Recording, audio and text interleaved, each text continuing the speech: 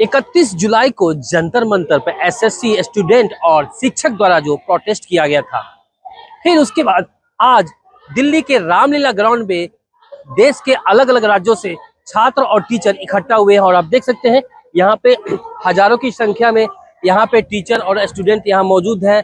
गर्मी काफी है, फिर भी यहाँ पे जो छात्र हैं जो इस गर्मी में यहाँ मौजूद है, अपनी मांगों को लेकर यहाँ पहुंचे। आखिरकार उनकी जो मांगे हैं, क्या कुछ उनकी मांगे हैं, इसको लेकर हम बातचीत करेंगे।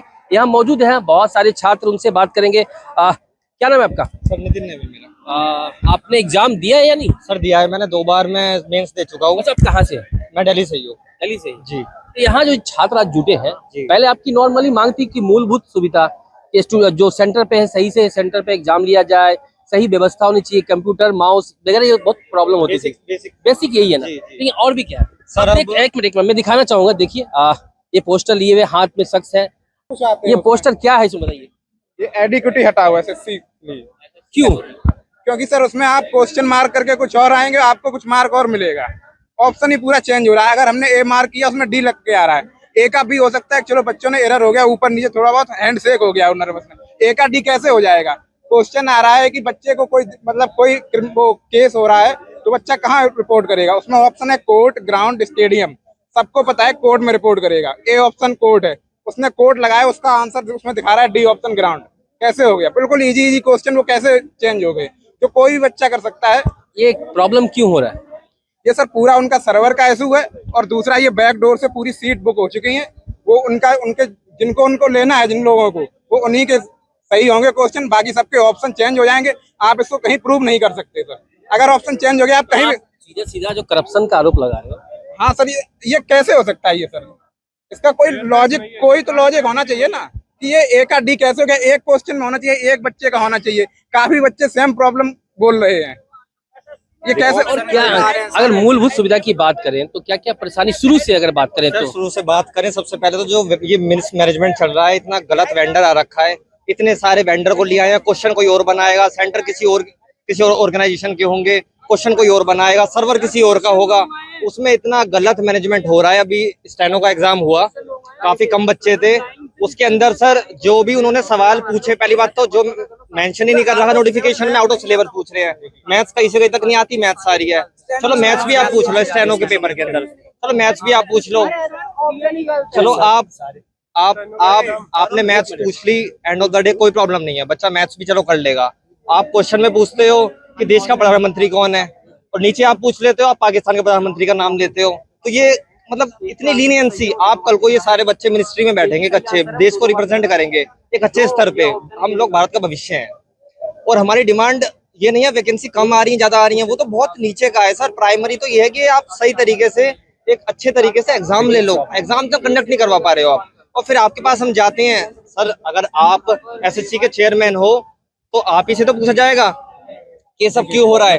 वो बोल रहे हैं हम चीजें सही से करवा लेंगे, चीजें हो नहीं पा रही, बच्चों के पैसों से रोड बनाया जाता है, और जो है धीरे धीरे चीजें होती हैं। टीथिंग प्रॉब्लम्स हैं, ये तो एसएससी चेयरमैन साहब का कहना है कि टीथिंग प्रॉब्लम्स है सर। जिसका लास्ट ईयर है, सपोज कोई 27 का 28 का 30 का होगा, जिसका लास्ट अटेम्प्ट है, उनके लिए आपने टीथिंग प्रॉब्लम्स क्या किया तो उसका भविष्य खत्म हो गया। यहाँ पे कोई टीचर है क्या? हाँ बिल्कुल सर, मैं हूँ। आइए सामने आइए। बिल्कुल थैंक यू सो मच आप सर। क्या दिखाने वाले हो? सर मेरा एक दोस्त है, मतलब अपना परिचय दो। मेरा नाम पवन मुरल है और मैं एसएससी अड्डा से आया हूँ। सर हमारा एक स्टूडेंट है, उसने पेपर दिया एसएससी स्टेनो का, तो उसकी एक शिफ्ट में मैं आपको क्वेश्चन दिखाना चाहूंगा। देखो सर, जब भी हमारा कोई पेपर होता है तो उसमें 4 क्वेश्चन होते हैं। आप यहाँ देखो 3 ऑप्शन है, क्वेश्चन तो है लेकिन उसके ऑप्शन 3 है।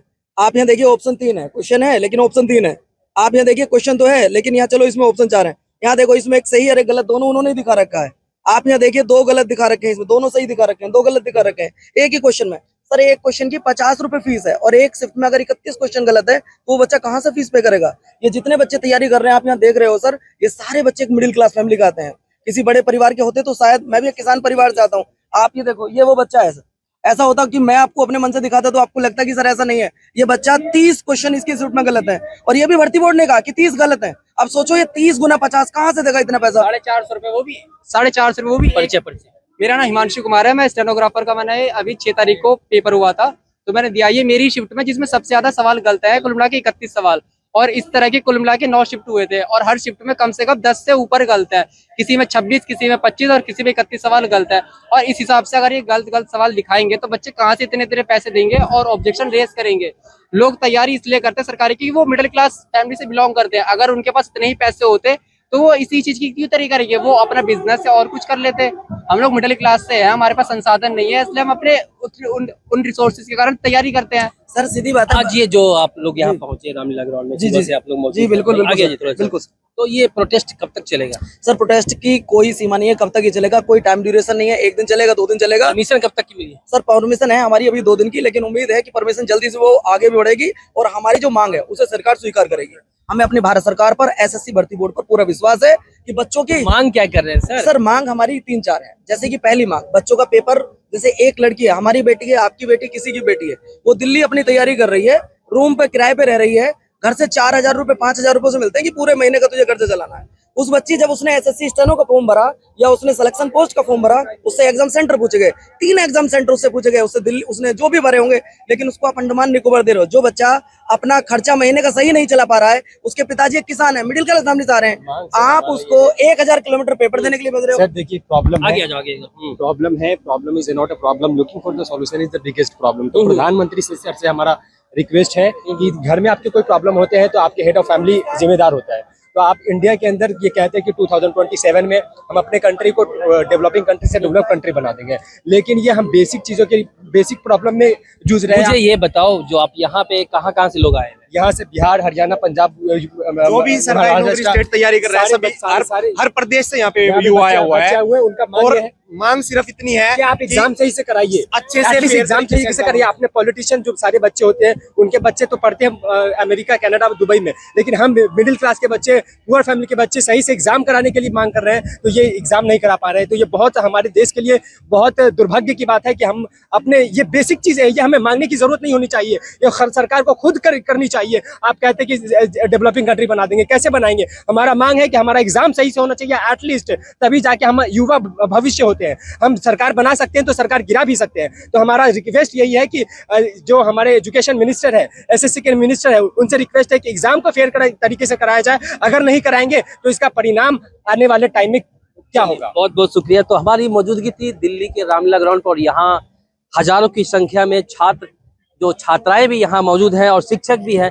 दिल्ली ही नहीं है, दिल्ली एनसीआर ही नहीं, देश के अलग अलग राज्यों से यहाँ पहुंचे हुए हैं और हजारों की संख्या में लगातार उनका ये मांग है, यहाँ प्रदर्शन कर रहे हैं। जो शिक्षा मंत्री हैं देश के, उनसे लगातार जो मांग कर रहे हैं कि एसएससी का जो एग्जाम होता है वो पूरी तरह से फेयर तरीके से किया जाए और जो व्यवस्था है वो पूरी तरह से दुरुस्त किया जाए, क्योंकि ये लोग जब एग्जाम देने जाते हैं तो वहाँ बहुत तरह की असुविधा होती है। साथ ही वहाँ पे जो सवाल भी बहुत सारे गलत होते हैं, जिसको लेके ये काफी परेशानी होती है। तो इनकी जो मांगे हैं लगातार यहाँ पे चल रही है और कब तक ये प्रदर्शन चलेगा अभी इसको कहा नहीं जा सकता है, लेकिन अभी 48 घंटे तो ये लोग यहाँ मौजूद है, क्योंकि परमिशन मिला। उसके बाद आगे परमिशन लेने के लिए यहाँ पे जाएंगे, उसके बाद अगर परमिशन मिलती है तो ये आगे भी प्रोटेस्ट जारी रखेंगे, वरना इनको ये ग्राउंड खाली करना पड़ेगा।